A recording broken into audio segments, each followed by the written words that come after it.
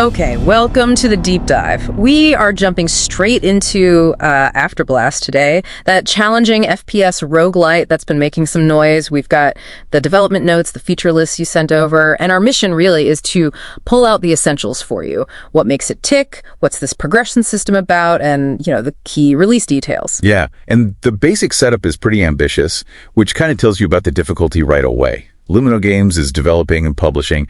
They're calling it intense, fast-paced FPS roguelite action. I mean, you're fighting monsters, sure, but also taking on gods to save the planet. That kind of scope, it sets a high bar for what players need to bring to the table. Definitely sounds like it. Okay, let's get the logistics out of the way fast. The big date for you, November 7th, 2025. That's the solid release date for PC on Steam.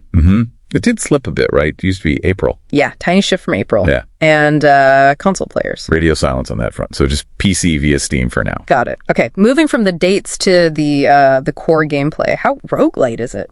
Oh, it leans in hard. You've got your randomly generated maps, so each run feels different, and the replayability seems fueled by like over 100 items to collect and unlock. That's a lot of variables. Okay, let's dig into that randomness. Because, 100 items, random maps. Does that just make builds impossible to plan? And critically, how does permanent progression fit in?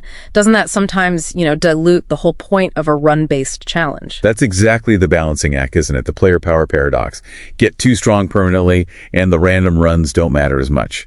What the notes suggest here is a specific kind of persistence. It's not just like cosmetic stuff.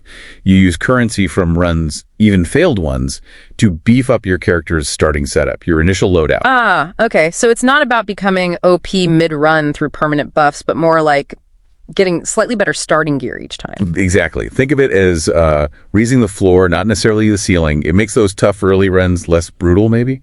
But you still absolutely have to adapt to what the dungeon gives you. You're just starting off a little less fragile. Right. That makes a big difference. It respects the challenge.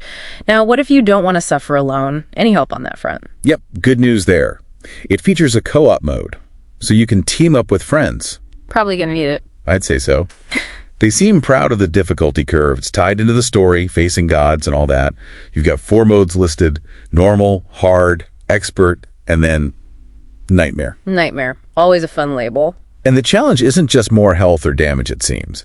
They specifically mention enormous bosses with unique gameplay mechanics. Okay, so maybe not just giant bullet sponges. Could be more like puzzle bosses. Environmental stuff. That's what it implies, yeah. Things that force you to break your rhythm, especially if you're trying to tackle Nightmare. You got to earn that win. Okay, so let's wrap this up. Key takeaways for you listening.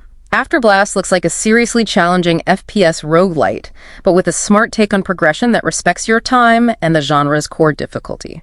November 7th on Steam. Pretty much sums it up, and it leaves us with a question, doesn't it? Something for you to think about. How exactly will Lumino Games tune that difficulty? How do they make sure that even if your starting character's maxed out over time, those random dungeons still feel genuinely dangerous and unpredictable? It's that core tension, keeping the thrill of adaptation alive when there's also that pull towards permanent power. How do you keep that peril feeling real?